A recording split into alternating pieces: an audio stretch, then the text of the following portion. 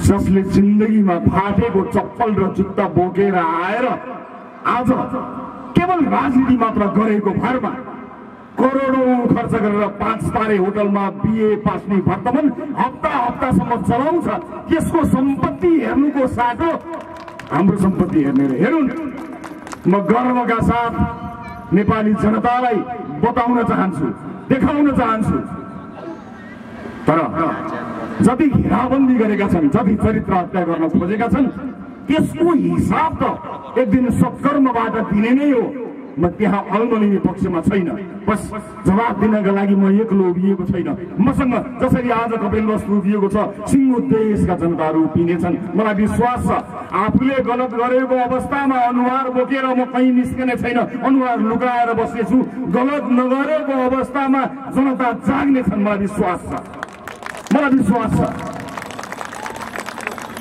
मलाई यो पनि थाहा छ कि ठुला ठुला ठाउँबाट यसलाई जहाँबाट भए नि फसाउनु पर्यो।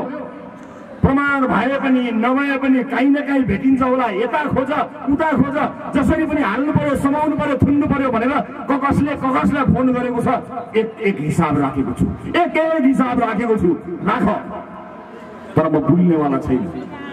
नेपाली जनताले भुल्नेवाला छैन। उपस्थित आमा बुवा दाजुभाइ दिदीबहिनीहरू, जतिसुकै प्रहार आओस्, जतिसुकै षड्यन्त्रहरू हुन्, एउटा सामान्य सञ्चारकर्मी, हप्तामा 1-2 घण्टा टेलिभिजनमा बोल्ने एउटा सामान्य मान्छेलाई आज यति धेरै जनताको समर्थन प्राप्त भएको छ।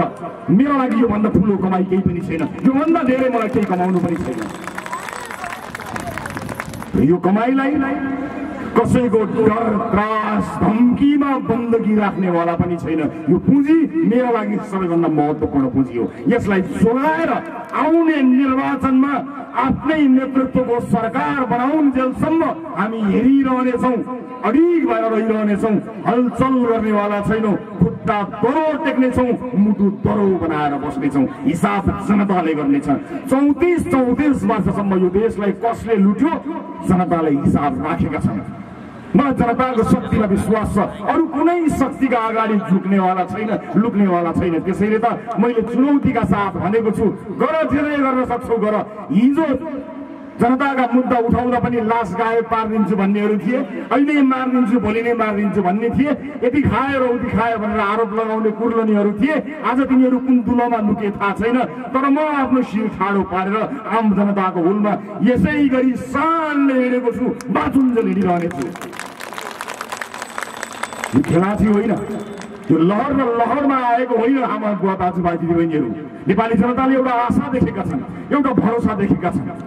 एउटा युग पर्खिनुपर्छ जनतामा आशा सञ्चार हुनको निमित्त। आज यहाँ उपस्थित हुनुभएका तपाईँहरूले विभिन्न निर्वाचनमा विभिन्न दललाई, विभिन्न नेताहरूलाई भोट हाल्नु भएको छ। यसै गरी मञ्चमा कयौं नेताको रातो तातो भाषण सुनेर तपाईँ हुर्किनु भएको, पढ्नु भएको, बढ्नु भएको तपाईँको हातले कयौं नेता, कयौं पार्टी, कयौं चुनाव चिन्हमा भोट हाल्यो। तर त्यो भोट बापत तपाईँले के प्राप्त गर्नुभयो भनेर म आज यो मञ्चमा बसेर त्यसको लेखाजोखा गर्दिनँ। हाम्रा वरपरका बाटोघाटो हेरौँ, तिनले बताउँछन् लुम्बिनी जस्तो पवित्र ठाउँलाई पनि संसारलाई चिनाउन नसकेर लुकाउनु पर्ने अवस्था आएको परिस्थितिले सबै कुरा बताउँछ। मैले यहाँ भन्नै पर्दैन। आज किसानले दुध पोख्नु परेको अवस्था आएको छ। दुध खन्याएका छन्। किसानले दुध खन्याएको होइन, तिनीहरूको राजनीतिमा पानी खन्याएको। आउने चुनावमा सब देखाउँछन् जनताले। कृषि प्रधान देश, जुन किसानले भोट दिएर पठायो, हुन त कृषि मन्त्री यही माटोका, यहीँका प्रतिनिधि हुन् भन्ने सुनेको छु। तर यहीँका किसान, देशभरिका किसान रोइरहेका छन्। आफूले उत्पादन गरेको उत्पादनको बजार नपाएर, मूल्य नपाएर र पैसा नपाएर रोइरहेका छन्। र जसरी किसान, उखु किसान, दुध किसान, मह माछा किसान, पोल्ट्री व्यवसायहरू आज मार्न परेका छन्। मैले घमण्ड गरेको होइन, गर्व गर्नलाई मात्र सुनाएको हुँ।